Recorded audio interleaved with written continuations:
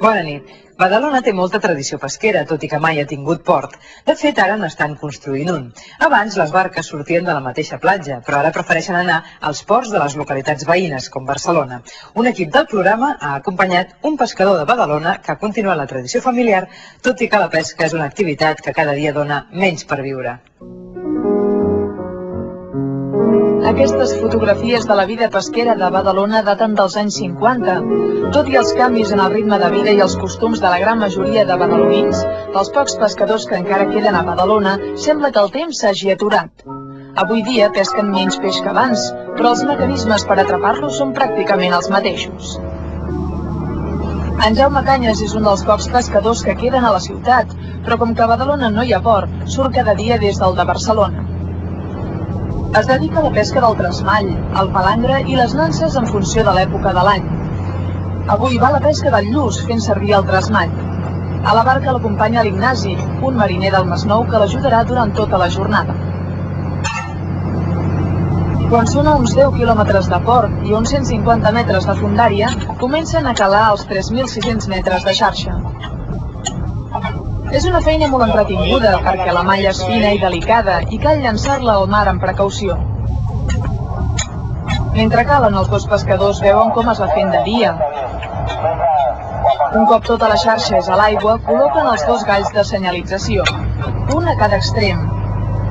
Aquestes boies serveixen per alertar els pescadors d'arrossegament que no passin per damunt d'on en Jaume ha instal·lat la xarxa. Amb la primera part de la feina feta, cal esperar 3 hores perquè el peix que corre per la zona vagi quedant atrapat entre les malles. Mentrestant, els dos pescadors ho aprofiten per fer una becaina. Cap a 11:15 comencen a recollir les xarxes. Aquest aparell amb què treballa en Jaume és un llevador.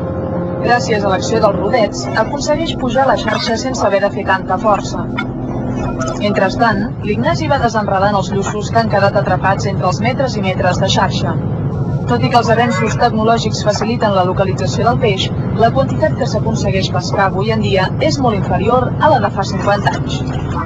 Avui ja tenim llevadors, tenim GPS, tenim plòters, tenim sondes, tenim de tot. Abans tot eren senyes que teníem que agafar les senyes que teníem d'en terra, i teníem que sortir vaixins. Llavors, al no haver llevadors, teníem que llevar tot seu a mà.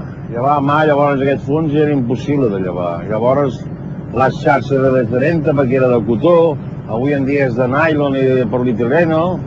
Esclar, tot va canviant.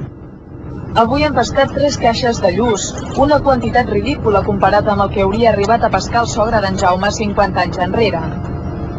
Cada tarda, quan el pescador torna a Badalona, acostuma a passar pel magatzem on guarda les xarxes i tots els estris per a la pesca. Aquest local és la casa de pescadors on antigament vivia la família. Tants anys de tradició pesquera al damunt l'han transformat en un petit museu del mar. I el magatzem, mon sogre, quan es va retirar i quan continuaven al mar, a mica en mica, cosetes que teníem, vam fer un pany de parer que teníem, que la vam acomodar per això, vam fer un petit museu. Nansetes petites, esponges de mar que hem trobat, àmfores, trossos d'àmfores, una pistola, alguna arma, alguna bala. Quan en Jaume es va casar va decidir continuar l'ofici de la família. Avui posa en dubte que aquesta nissaga de pescadors aconsegueixi arribar a la generació següent. El sacrifici i la dedicació que representa ser pescador no entusiasma els seus fills. Així acabem l'espai de vacances d'aquesta temporada. La nostra web continuarà en servei, així que la poden consultar sempre que vulguin més informació sobre els nostres reportatges. Ja saben, tvcatalunya.com/vacances. Bona nit.